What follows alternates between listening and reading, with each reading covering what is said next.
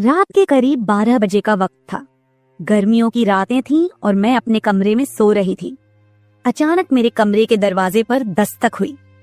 पहले तो मैं थोड़ा डर गई, लेकिन फिर सोचा शायद मेरा भाई ही होगा, क्योंकि घर में मेरे और भाई के अलावा कोई और नहीं था। मैंने उठकर दरवाजे की ओर कदम बढ़ाए। दरवाजा खोलते ही मैंने बाहर झांका, लेकिन वहां कोई नहीं था।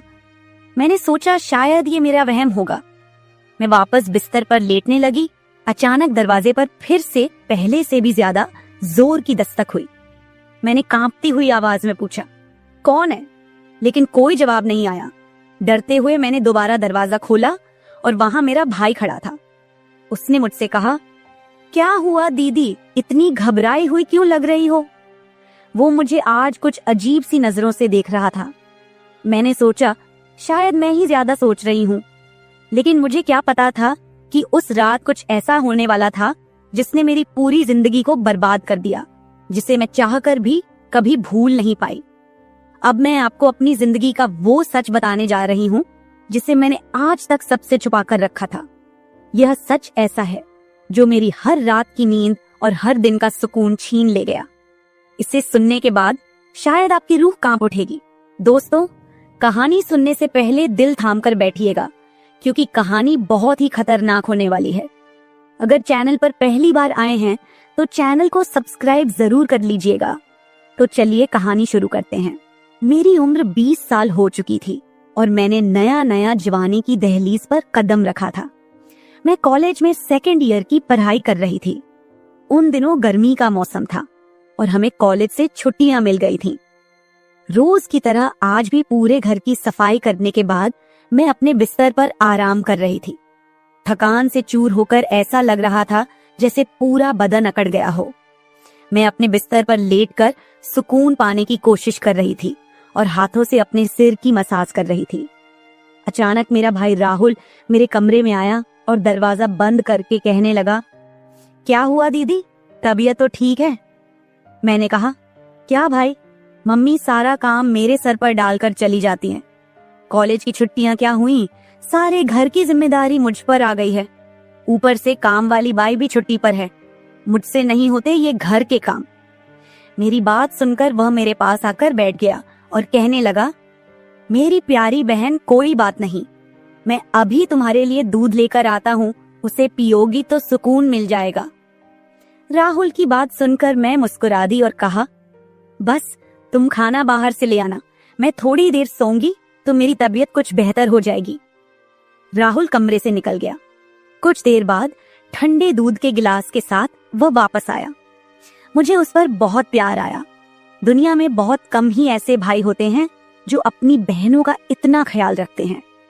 मैं उसे ढेर सारा आशीर्वाद देने लगी और उसका लाया हुआ दूध पीने लगी। दूध पीने के बाद मैं अपने बिस्तर पर लेट गई। राहुल कहने लगा, चलो दीदी, मैं तुम्हारा सिर दबा देता हूँ, तुम सो जाओ।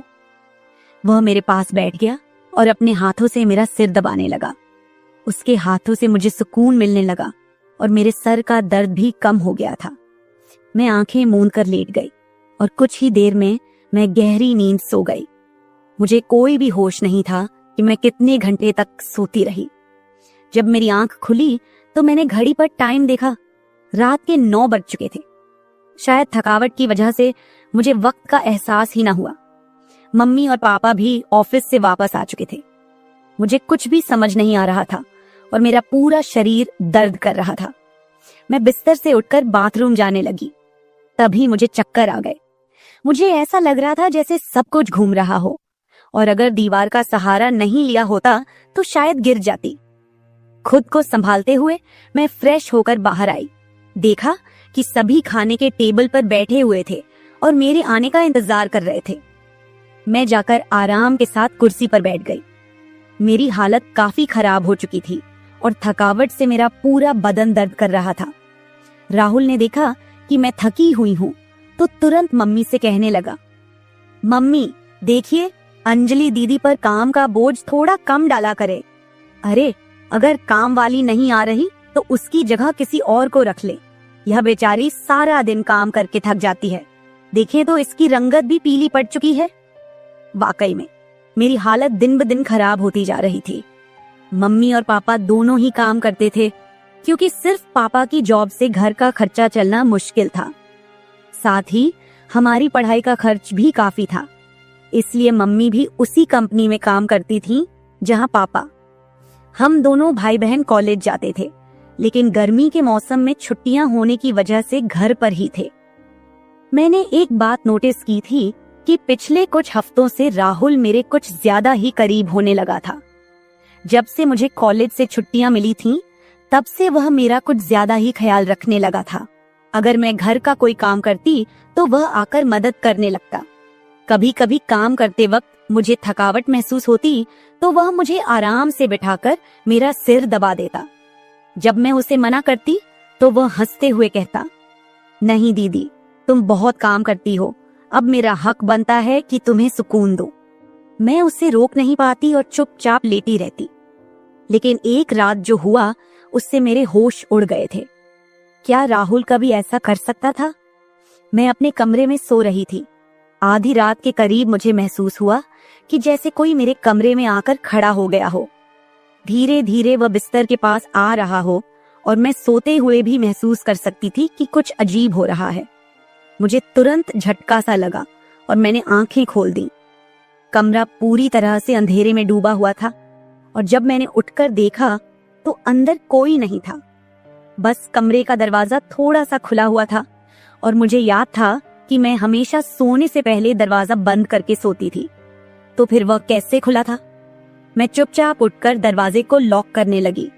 फिर से बिस्तर पर जाकर सोने की कोशिश की, लेकिन जैसे ही मेरी आंखें बंद हुईं, मुझे फिर से कुछ कदमों की आहट सुनाई दी, जैसे कोई बिस्तर के पास आकर बैठा हो। और फिर मुझे लगा जैसे कोई मेरे पास आकर अपना हाथ बढ़ा रहा हो। मैंने पलटकर देखा, लेकिन कोई नहीं था। मेरी धड़कन तेज हो गई थी और मुझे घबराहट होने लगी थी। मैंने घबराते हुए कमरे की लाइट ऑन की और दरवाजा खोलकर बाहर झांका, लेकिन वहां कोई नहीं था। आज से पहले ऐसा कभी नहीं हुआ था जो अब हो रहा था। मुझे प्यास लगी तो मैं कमरे का दरवाजा खोलकर बाहर निकली। उसी वक्त राहुल भी अपने कमरे से बाहर निकला। मुझे देखकर उसने पूछा, क्या बात है, आप अभी तक जाग रही हैं? मैंने जवाब दिया, कुछ नहीं, बस ऐसा महसूस हुआ जैसे कमरे में कोई मौजूद हो। पानी पीकर मैं दोबारा कमरे में आई और पीछे पीछे वह भी आ गया। उसने कहा, आपको डरने की जरूरत नहीं है। अगर आपको डर लग रहा है तो मैं आपके पास सो जाता हूँ। मैंने उसे मना किया, नहीं, तुम्हें परेशान होने की जरूरत नहीं है, जाओ और आराम करो। लेकिन वह जिद करने लगा कि मैं आपको अकेला किसी भी हाल में नहीं छोड़ सकता। आपकी तबीयत खराब हो सकती है, मैं आपको तकलीफ में नहीं देख सकता। आप सो जाएं, मैं यही सो जाता हूँ। आखिरकार उसकी जिद के आगे मुझे झुकना पड़ा। मैं बिस्तर पर लेट गई और उसने भी सोफे पर तकिया रखा और मेरे पास में ही सो गया। लेकिन उस रात मुझे ऐसा महसूस हुआ जैसे कोई मेरी ओर काफी देर तक ध्यान से देखता रहा हो। उसने मेरे बालों को सहलाया, मेरे चेहरे पर उंगलियां फेरी और मैं सो रही थी। अगली सुबह जब मैं उठी तो मेरा मूड बड़ा अजीब था, लेकिन जब मैंने अपने आप पर गौर किया तो मैं हैरान रह गई। शुक्र था कि मैंने अपने आप को दुपट्टे से ढक रखा था। मेरी कमीज बेतरतीब हो चुकी थी। मुझे हैरत हुई क्योंकि आज से पहले मैं कभी इस तरह आराम से नहीं सोई थी। आज मैं बहुत खुश महसूस कर रही थी, न जाने क्या वजह थी। मैंने अपने भाई की तरफ देखा तो वह भी बहुत खुश था। मैंने उसको पूछा, तुम आज इतने खुश क्यों हो? तो कहने लगा, जिसको आप जैसी बहन मिल जाए वो क्यों ना खुश हो। घर के सारे काम निपटाकर जब मैं बैठी तो राहुल तेल लेकर मेरे पास आ गया। कहने लगा, अंजलि दीदी, आप अपने बाल खोल दे, मैं आपके सर में मालिश कर देता हूँ। मुझे उसकी हरकतें कुछ अजीब लग रही थीं। मैंने कहा, ये तुम्हारा काम नहीं है, जाओ अपनी पढ़ाई करो, मुझे मालिश की जरूरत नहीं है। मगर उसने मेरी बात नहीं मानी और खुद ही मेरे बालों से कैचर उतार कर कहने लगा, आप नखरे मत किया करो, किस्मत वालों को ही ऐसे भाई मिलते हैं। जब आपका भाई आपके खूबसूरत रेशमी बालों में मसाज करना चाहता है तो आपको क्या समस्या हो सकती है? आ जाइए, मैं आपके सर की मसाज कर देता हूँ, आपको बहुत सुकून मिलेगा। वह मुझे उठाकर कमरे में ले गया। मैं बेड पर तकिया रखकर लेट गई। मेरे बाल बेड से नीचे लटक रहे थे। वह मेरे सरहाने बैठकर मेरे बालों की मसाज करने लगा। राहुल मुझसे 3 साल छोटा था, मगर मुझे नाम से बुलाता था। कहता, आप इतनी प्यारी हैं कि आपको देखकर दिल करता है कि आप हमेशा इसी तरह मुस्कुराती रहें और मैं आपका लाभ उठाता रहूं। वह मेरे सिर की मालिश कर रहा था और उसके हाथों में जैसे जादू था। मुझे इतना मजा आया कि मैं नींद की वादियों में खोने लगी। तेल की खुशबू भी बहुत जबरदस्त थी। तेल की हल्की हल्की महक कमरे में फैल चुकी थी। मैंने उत्सुकतावश उससे पूछा, ये तेल कौन सा है? उसने मुस्कुराते हुए जवाब दिया, ये एक खास तेल है जो आपकी सुंदर जुल्फों को और भी चमकदार बनाएगा। आपके बालों की खास देखभाल के लिए ही लाया हूँ। उसकी बातें मुझे बहुत अजीब सी लग रही थी। मैं समझ नहीं पाती थी कि वह किस तरीके से बात कर रहा है। मालिश के दौरान कब मुझे नींद आ गई, पता ही नहीं चला। कुछ समय बाद जब मेरी आंख खुली तो मेरे पूरे बदन में भारीपन महसूस हो रहा था। ऐसा लगा रहा था जैसे किसी ने मुझ पर बहुत ज्यादा वजन रख दिया हो। मेरी टांगों और हाथों में अजीब सा दर्द था, मानो घंटों तक मैं किसी भारी बोझ के नीचे रही हूं। पूरे बदन में दर्द सरायत कर रहा था। मैं धीरे धीरे उठकर बैठी और चारों तरफ नजर दौड़ाई। मेरे कपड़े हल्के हल्के गीले हो गए थे और पंखा भी बंद था। कमरे में गर्मी का एहसास हो रहा था। मैंने चक्कर खाती हालत में बेड से नीचे कदम रखा, मगर पैरों में जैसे जान नहीं थी। मैंने अपने भाई को देखा जो शांत और सामान्य नजर आ रहा था। लेकिन यह सब क्या हो रहा था? मुझे समझ नहीं आ रहा था कि आखिरकार ऐसा क्यों हो रहा है। बड़ी मुश्किल से खुद को घसीटते हुए मैं बाथरूम पहुंची और फ्रेश होकर आई। आईने में अपनी हालत देखी तो ऐसा लगा जैसे मैं पूरी रात सोने की बजाय किसी मेहनत वाले काम में जुटी रही हूं। जब मैं कमरे से बाहर निकली तो मुझे हल्की हल्की फुसफुसाने की आवाजें सुनाई दी। ऐसा लगा जैसे कोई किसी से बातचीत कर रहा हो। घर में मेरे और राहुल के अलावा कोई नहीं था। फिर वह किससे बात कर रहा था? प्यास लगने के कारण मैं पहले किचन में पानी पीने गई, लेकिन तब तक आवाजें आनी बंद हो चुकी थीं। जैसे ही मैं किचन के दरवाजे के पास पहुंची, राहुल बैठक से बाहर निकलता दिखा। उसके हाथों में कई नोटों के बंडल थे और उसके चेहरे पर एक अजीब सी मुस्कान थी। मेरे माथे पर बल पड़ गए। उसने जैसे ही मुझे देखा चौंक गया। कहने लगा, दीदी आप उठ गईं। मैंने बिना जवाब दिए धीरे धीरे उसके करीब जाकर पूछा, ये पैसे कहां से आए? वह हड़बड़ा गया और तुरंत उन्हें अपनी जेब में डालने की कोशिश करने लगा। मैंने उसका हाथ पकड़कर उन पैसों को बाहर निकाला और सख्ती से पूछा, सच सच बताओ, इतने पैसे तुम्हारे पास कैसे आए? वह घबरा गया और कहने लगा, प्लीज पापा को मत बताना। ये पैसे पापा के एक दोस्त ने पुराने कर्ज के रूप में लौटाए हैं। मैंने सोचा था कि इनसे मोबाइल खरीद लूंगा। उसकी बात सुनकर मेरा गुस्सा 7वें आसमान पर पहुंच गया। मैंने उसे डांटते हुए कहा, क्या तुम्हें घर की हालत का जरा भी अंदाजा नहीं है? मम्मी पापा दोनों इतनी मेहनत कर रहे हैं और तुम इन पैसों से मोबाइल खरीदने की सोच रहे हो। उसने शर्मिंदा होकर पैसे मुझे थमा दिए। मैंने वो पैसे रात को पापा को दे दिए। उस रात राहुल ने मुझसे एक भी बात नहीं की और जल्दी सोने चला गया। मैं अगले दिन किचन में काम कर रही थी जब राहुल अपने दोस्तों के साथ घर में दाखिल हुआ। मैं जितनी हैरान होती उतना ही कम था, क्योंकि वह अपने दोस्तों को सीधा लाउंज में ही ले आया था। उस वक्त मैं दुपट्टा उतारकर बर्तन साफ कर रही थी। जब वह सब हंसते हुए अंदर आए, मैंने तुरंत दुपट्टा ऊपर लिया और फिर राहुल को समझाने लगी कि यह क्या तरीका है? तुम जानते हो इस वक्त मम्मी पापा घर नहीं हैं, फिर भी इन लोगों को घर ले आए हो। राहुल मुस्कुराते हुए बोला, दीदी ये घर मेरा भी है और आपको कोई दिक्कत नहीं होनी चाहिए। वैसे भी ये मेरे खास दोस्त हैं, आप उनके लिए खाना बना दें। वह मुझसे काफी नाराज हो चुका था, मगर अब मैं क्या करती? खाना तो बनाना जरूरी था। मैंने मजबूर होकर खाना तैयार किया और टेबल पर लगा दिया। मैंने गौर किया कि उसके दोस्त बार बार मुझे घूर कर देख रहे थे। वे सभी राहुल की उम्र से बड़े थे और अजीब तरीके से घूर रहे थे, जैसे कच्चा ही खा जाएंगे। मैं तुरंत अपने कमरे में चली गई और दरवाजा बंद कर लिया। उनके जाने के बाद मैंने राहुल से कड़े शब्दों में कहा, दोबारा तुम्हारे दोस्त इस घर में नजर न आए, नहीं तो मैं मम्मी पापा को सब बता दूंगी। राहुल ने कुछ पल मेरी ओर देखा और फिर मुस्कुराते हुए बोला, ठीक है, वो नहीं आएंगे, लेकिन आप मम्मी पापा को कुछ मत बताइए। मुझे राहुल की हरकतें कुछ मुश्किल सी लगने लगी थी, क्योंकि वह मुझे अजीब तरह से देखने लगा था। उस रात मैं बिस्तर पर लेटी थी और आराम करने की कोशिश कर रही थी। अचानक मैंने महसूस किया कि मेरे पैरों पर किसी का हाथ था। मैं हड़बड़ाकर उठी और देखा कि राहुल मेरे पैरों को अपनी गोद में रखकर मसाज कर रहा था। मैंने उससे ऐसा करने से मना किया, मगर वह कहने लगा, मैं जो कर रहा हूँ मुझे करने दे।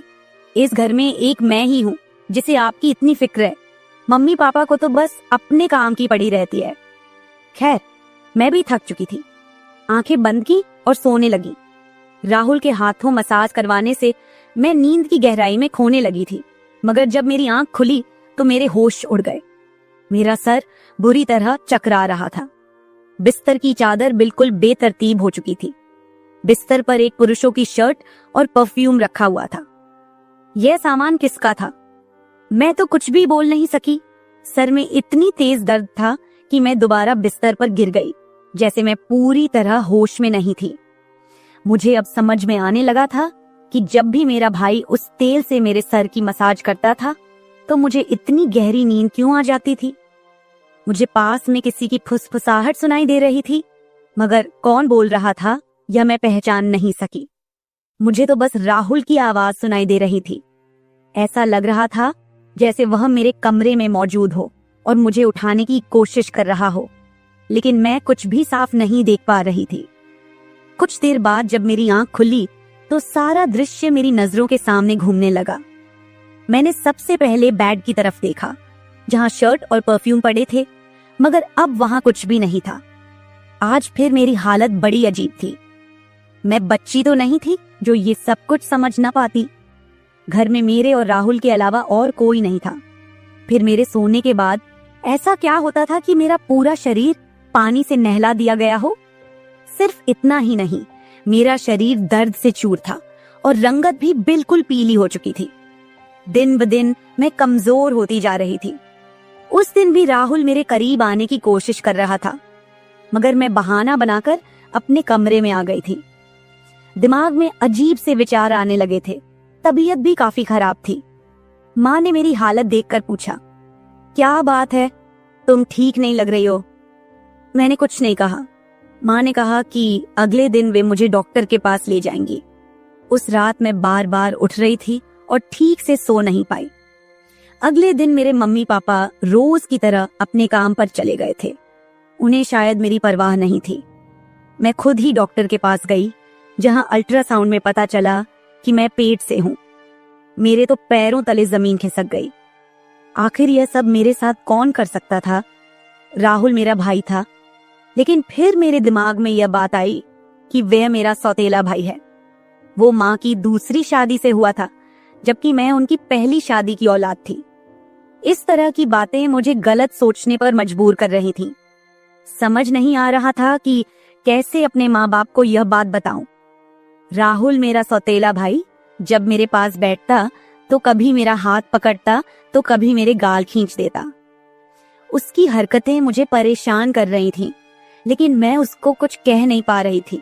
मेरे दिमाग में यही सवाल गूंज रहे थे कि आखिरकार मेरे साथ ऐसा कौन कर सकता है। फिर मैंने एक दिन अपने कमरे में मोबाइल का कैमरा फिट करके रख दिया ताकि सच्चाई सामने आ सके। उस दिन हमारे माता पिता घर पर नहीं थे। राहुल फिर से मेरे पास आया और मेरे सिर की मालिश करने लगा। मैंने पूरी कोशिश की कि मैं ना सोऊं, लेकिन वह तेल इतना अजीब था कि मैं उसकी खुशबू से बेहोश हो गई। 1 घंटे बाद जब मेरी आंखें खुली तो माँ पापा घर लौट चुके थे। मैंने सबसे पहले कैमरे की रिकॉर्डिंग देखी। जो कुछ मैंने देखा वह मेरे होश उड़ा देने के लिए काफी था। राहुल मेरे कमरे में अपने दोस्तों को लाता था जो मेरे साथ बुरा व्यवहार करते थे। फिर अपना काम पूरा करने के बाद वे राहुल को पैसे देते और चले जाते। जब मुझे इस सच का पता चला तो मैं पूरी तरह से टूट गई। मैं गुस्से में अपने कमरे से बाहर आई और राहुल का गिरेबान पकड़कर मैंने उसे थप्पड़ मारने शुरू कर दिए। मेरी चीख सुनकर मम्मी पापा भी वहां आ गए। पापा ने मेरा हाथ पकड़ लिया और गुस्से में कहने लगे, क्या हो गया है?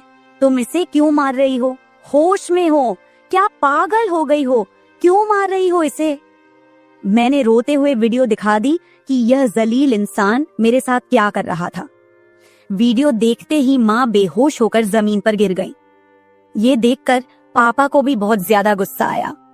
उन्होंने राहुल को गुस्से में पकड़ लिया और उसे बुरी तरह पीटना शुरू कर दिया। उसके मुंह और नाक से खून बह रहा था। राहुल ने गुस्से में कहा, मैंने इसे कभी भी अपनी बहन समझा ही नहीं। मुझे पैसों की जरूरत थी। लोग इसके लाखों रुपए देने को तैयार थे। मुझे अपनी जरूरतें पूरी करनी थी, इसलिए मैंने यह कदम उठाया। मैं अपने कानों पर हाथ रखकर बस रोए जा रही थी।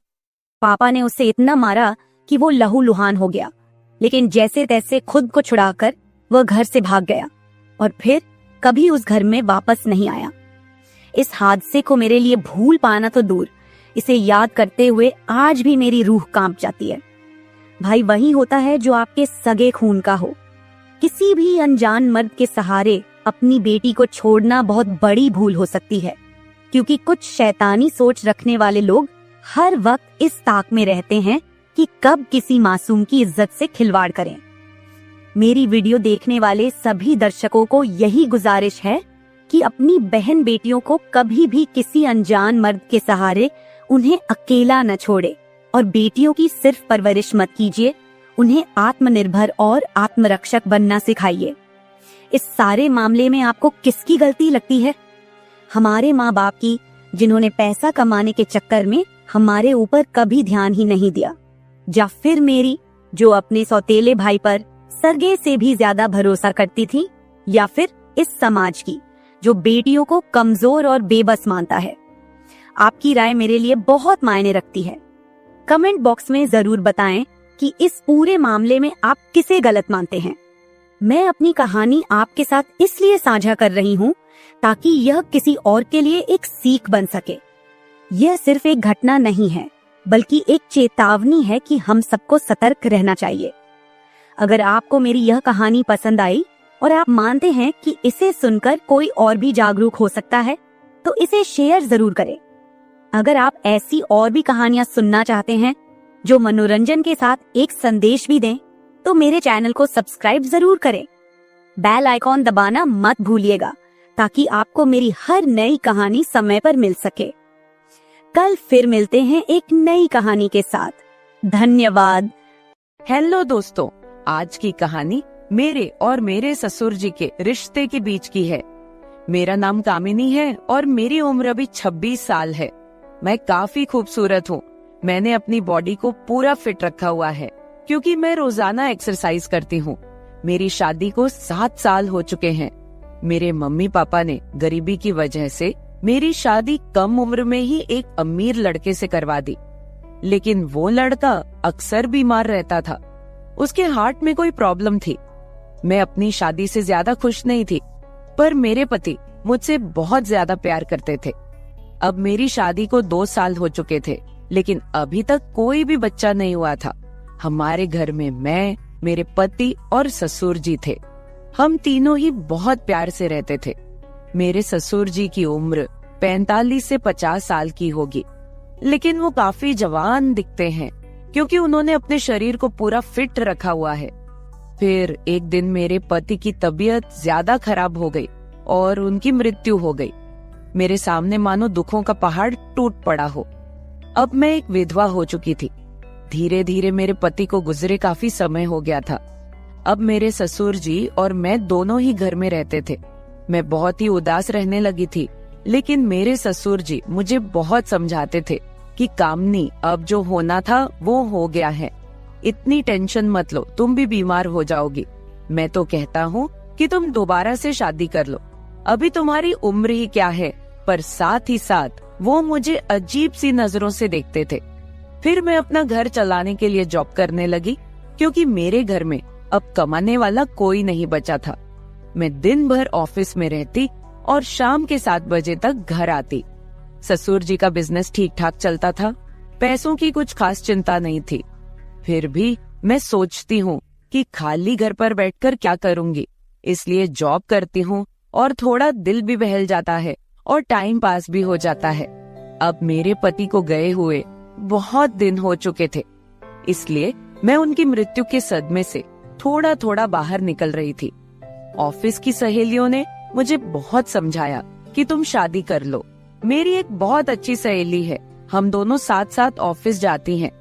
एक दिन ऑफिस से निकलते वक्त मेरी सहेली ने मुझे घर पर बुलाया, क्योंकि मेरे ऑफिस और घर के बीच ही मेरी सहेली का घर है। तो मैं उसके घर चली गई। हमने चाय पी और फिर इधर उधर की थोड़ी बातें की। मेरी सहेली ने कहा कि क्या तुझे पता है ऑफिस में क्या चल रहा है?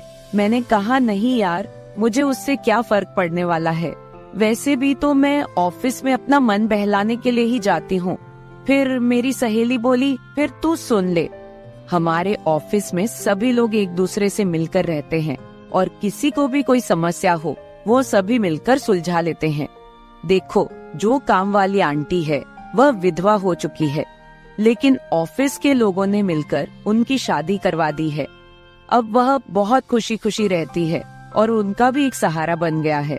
मैंने उसकी बातों पर ज्यादा ध्यान नहीं दिया और वहाँ से अपने घर चली आई। मैं थोड़ा थोड़ा अपनी सहेली की बातों को समझ रही थी कि वो मुझे शादी करने के बारे में बोल रही है। फिर मैंने घर आकर ससुर जी को खाना बनाकर दिया और खुद भी खाना खाया। मैं अपने कमरे में बैठी थी, मुझे नींद नहीं आ रही थी। सुबह के लगभग 10 बज रहे थे। आज रविवार था, मुझे ऑफिस नहीं जाना था। तभी मेरे दिमाग में मेरी सहेली के मुंह से सुनी हुई बातें चलने लगी। मैं सोच सोचकर परेशान सी होने लगी। फिर मेरे दिमाग में कुछ आया और मैं अपने ससुर जी के कमरे की ओर चली गई। जब मैं अपने ससुर जी के रूम में गई तो उनके हाथ में एक किताब थी। मुझे देखकर उन्होंने किताब को तकिए के नीचे रख दिया। मैंने देख लिए था कि ससुर जी कौन सी किताब देख रहे हैं। मैंने कहा, ससुर जी आप क्या पढ़ रहे हो? वह बोले, कुछ नहीं बहू, किताब देख रहा था बस। बताओ क्या बात है? मैं बोली, कुछ नहीं ससुर जी, मुझे आपसे कुछ जरूरी बात करनी है। उन्होंने कहा, हाँ बहू कहो, क्या बात करनी है? मैंने कहा, ससुर जी बात थोड़ी अजीब है, मैं सोच रही थी कि आपसे कहूँ कि नहीं। उन्होंने कहा, अरे पहले तुम बोलो तो सही, क्या बात है? ऐसा कभी हुआ है कि तुमने कभी मेरे से कुछ मांगा हो और मैंने तुम्हें लाके ना दिया हो? तुम मेरा इतना ख्याल रखती हो, जो भी बात है खुलकर बोलो। फिर मैंने हिम्मत करके ससुर जी को बोला कि अब मेरे पति की मृत्यु को 2 साल होने को आए हैं। उनकी मृत्यु के बाद से मैं बड़ी मुश्किल से सदमे से बाहर आई हूँ। अभी मैं घर से बाहर जाती हूँ तो मुझे बड़ी दिक्कत होती है। आपको तो पता ही है कि विधवा औरत की तरफ लोग कैसी नजरों से देखते हैं और उसके बारे में लोग कैसी सोच रखते हैं। आपने मुझे बहुत बार बोला है कि तुम शादी कर लो। मैं चाहती हूँ कि आप मेरे लिए एक पति की खोज करो, क्योंकि अकेले मेरी जिंदगी मुझसे नहीं निकाली जा रही। मैं भी चाहती हूँ कि मेरा भी कोई जीवन साथी हो जो मेरे सुख दुख की बात करे और मुझे बहुत ज्यादा प्यार करे। आपको पता है, एक औरत की कई जरूरतें होती हैं जो सिर्फ पति ही पूरी कर सकता है। बाकी आपको पता ही है कि मेरे माँ बाप तो इतने गरीब हैं कि उन्होंने पता नहीं एक बार मेरी शादी कैसे कर्ज उठाकर की है। मैं अब उनको कोई तकलीफ नहीं देना चाहती। अब मेरे लिए तो आप ही सब कुछ हो। मैं बड़ी हिम्मत करके आपसे ये बात कह रही हूँ। मुझे विश्वास है कि आप मेरे लिए कुछ अच्छा ही करोगे। उसके बाद ससुर जी ने मुझे अपने पास बैठा लिया और मेरे साथ कुछ बातें करने लगे और मेरे सुख दुख को बांटने लगे। फिर ससुर जी मुझसे बोले, बहू, जिस चीज की तलाश तुम बाहर से कर रही हो वो चीज तुमको घर में ही मिल सकती है। अगर तुम चाहो तो मैं तुम्हारी सभी जरूरतों को पूरा कर सकता हूँ। ससुर जी की बात सुनकर तो मेरे होश ही उड़ गए। मैंने बोला, ससुर जी, मैं तो आपकी बेटी सामान हूँ, आप ये सब कैसे सोच सकते हैं? ससुर जी बोले, देखो बहू, तुम्हें पता है तुम्हारी सासू माँ की मृत्यु के बाद से मैं अकेला ही जिंदगी बीता रहा हूँ। और जब से तुम्हारे पति की मृत्यु हुई है तुम भी अकेले जिंदगी बिता रही हो। अगर तुम्हारा इरादा हो तो हम दोनों का अकेलापन दूर हो जाएगा और हम दोनों एक दूसरे के सहारे जिंदगी बिता लेंगे और बाहर किसी को कुछ भी पता नहीं चलेगा। बाकी मेरे जाने के बाद ये सारी प्रॉपर्टी भी तो तुम्हारी ही है और इस प्रॉपर्टी को संभालने वाला भी तो कोई चाहिए। बाकी लोगों की टेंशन मत लो, वो तो जब तुम विधवा की जिंदगी जी रही हो तब भी बातें करते थे और अब भी बातें करेंगे। सच कहूँ तो बहू, मैं तो उसी वक्त तेरा दीवाना हो गया था जब मैंने तुम्हें पहली बार देखा था। फिर मैंने ससुर जी को बोला कि मैं सोचकर बताती हूँ। अगली सुबह मैं उठी और खाना बनाने लगी। अगले दिन मैं ऑफिस नहीं गई, मैं किचन में खाना पका रही थी। तभी ससुर जी किचन में आए और बोले, बहू आज ऑफिस नहीं जा रही हो क्या? मैंने कहा, नहीं आज नहीं जा रही हूँ, आज मैंने ऑफिस से छुट्टी ले ली है। आप कहीं जाने वाले थे, गए नहीं क्या? वो बोले, नहीं आज मेरी तबीयत ठीक नहीं है, मैंने सोचा कि आज घर रहकर आराम कर लेता हूँ। कुछ देर के बाद घर में कुछ मेहमान आ गए। हम लोग मेहमानों के आदर सत्कार में लग गए। मैंने उनसे हालचाल पूछा और उन लोगों से ढेर सारी बातें की। मेहमान के रूप में मेरे चाचा और चाची जी आए हुए थे। जब मैं मेहमानों से बातें कर रही थी तभी ससुर जी बाहर घूमने चले गए। उनकी आदत है कि जब वह घर पर रहते हैं तो वह खेतों की तरफ घूमने चले जाते हैं।